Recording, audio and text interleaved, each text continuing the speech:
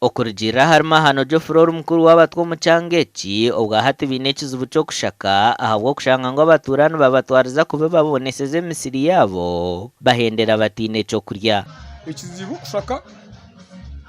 omwe kure kushanga toine ndimi tuyine nabizibu abatahe butuli nabo kuhinga akazahurira mu misiri yawe toine fete zo kugira ngo ragomborana wa mutayo wa muhababira umujya guhagura fo ko toine fete zo kutuka mezibwa tubwine nambwe nukatari henzara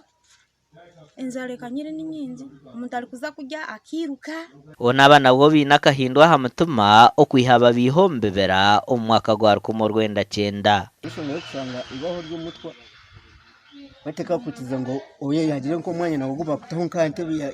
y'ubwebembezi bwa chairman heresi wanu mucaro bakakunage nyuma bakane ngo atagira si wakora ki wamanyisa bagenzi ba umwe ukaburire nyuma bakatishene nditi bajya ngo atarigira umutwe wa Yesimba abwa chairman na wakajya kiyagumara teseze abakobabo evi biroho bw'abana bo mu district eje bari mu matendekero gahiguru babire n'batayayira batwa uko bakwateraho ndano yamaka omubatwa ebiremu shangire n'imyinji kurugirira nko kundi kureba nko mu cyaro cito mu project age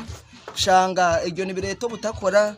mu maka gasha kwa hweza Wilfred